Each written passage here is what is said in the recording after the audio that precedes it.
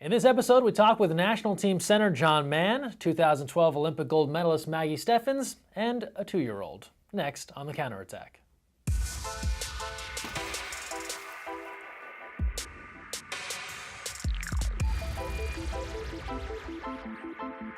Hi everyone, Greg Mescall here. Thanks for joining us on The Counterattack. We start things off with a big event coming to Orange County next week, the FINA Men's Intercontinental Tournament. Corona Del Mar High School will play host to some of the best in men's water polo, and you can be there. Tickets are on sale right now at usawaterpolo.org, or if you can't make it out to Southern California, we'll stream the entire event on USA Water Polo TV on our YouTube channel. Speaking of that event, we're going to talk with a member of the men's national team, Center John Mann, joining us now from a training camp in Colorado Springs. John, thanks for joining us. Thanks for having me, Greg. John, big event coming up for you and Team USA right in your old backyard, Corona Del Mar High School, the FINA Men's Intercontinental Tournament. Tell me your thoughts as you get ready for this event.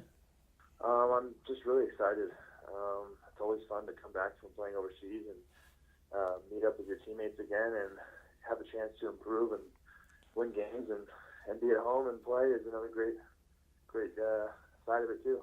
You're going to have some of the most talented teams in the world there and a hungry young USA team that's looking to take the world by storm and prepare for the Pan American Games this summer. Well, John Mann and Team USA hungry in and out of the water, getting ready for the FINA event next week. John, thanks for taking the time. Good luck with the rest of the training this week. Thank you. Hopefully see you all next week. So again, a great chance to see John Mann and the rest of Team USA next week, starting on March 30th at Corona Del Mar High School. Come out and join us.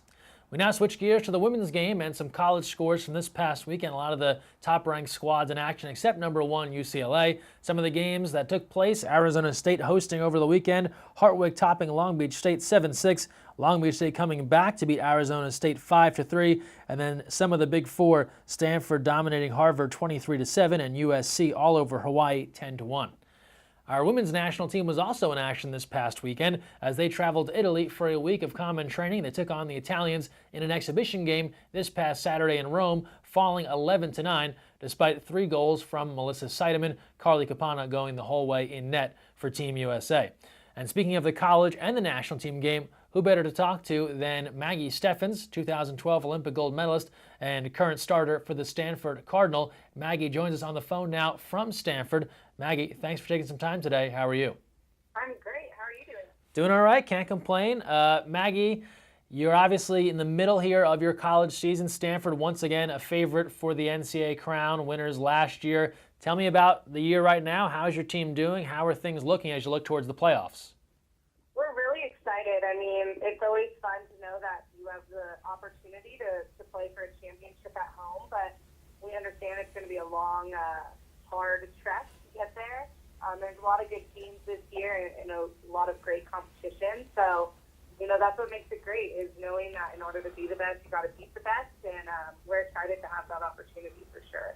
Speaking of having fun, last week, something that was a whole lot of fun on our Facebook and Twitter and Instagram pages was a picture of a young 2-year-old from Chicago, dubbed the next Maggie Steffens. When you see this photo and you see it retweeting and trending everywhere, what was your thoughts when you saw that? I wanted to just jump up and cry, and I don't know, it was so cute, but it was also so inspiring that her face was so intense. I was like, wow, here's this little girl who I was exactly like. I was in the water at 2 years old and playing around with my older siblings, and here she was kind of just going for it, like I was saying earlier about Fish and Maddie. So I loved it. Excellent stuff. Well, Maggie Steffens, good luck with the rest of the college season, and then, of course, what'll be a busy summer with Team USA. Thanks for joining us. Yeah, of course. Thank you. Well, thanks, Maggie, for joining us. And speaking of that 2-year-old girl, she joins us now, Navia Escalante from Chicago. Thanks for coming on The Counterattack. How are you doing? Good. Hey, Navia, we saw your picture and you were looking very, very tough, but can you smile for us? Smile. Oh, look at that. Look, she smiles also. So she's a tough water polo player. Now, how about your tough face? Do you have a tough face for water polo? Your main face. Whoa, that is a game face no one's going to want to mess with. Hey, Dad, you want to slide in there for a minute and talk to us too? This is Navia's dad, Ernesto. Ernesto, tell me about when this photo goes up and you see all the people commenting. What did you think about it when you saw your little girl there?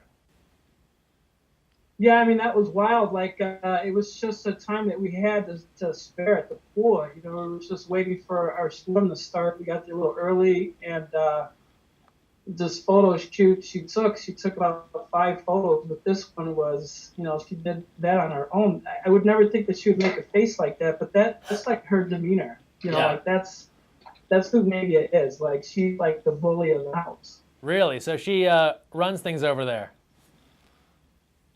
She totally does. I mean, her sister's 6 years old, and like she's the boss. You know, Navia just she is a character. She's different, but. Sure. Well, the last thing, Navia, what's the one thing we should tell Maggie? Do you want to say hi to her? Okay. Well, we'll tell Maggie you said hi, and I'm sure she'll say hi back. From Chicago, 2-year-old Navia Escalante, the star of our Facebook page from a week ago. Thanks so much for joining us. I know we're still early in this program's history, but that might have been my favorite interview of all time. We now turn to some education opportunities, especially for those wearing the whites, the referees. Coach and referee schools are coming up all across the country and in many zones over the next month to 2 months, so make sure you don't miss out on a chance to better your skill. Visit usawaterpolo.org, go under Community, and then click on Coach and Referee Schools. You'll see a whole bunch are coming up to various zones: the SOPAC zone, Coastal, Pacific, Pacific Northwest, Central California. Registration open now. These refs, all of you, you're great, but there's always a chance to get better. Don't miss out on this opportunity right here from USA Water Polo. And now we close things out with the social media send-off.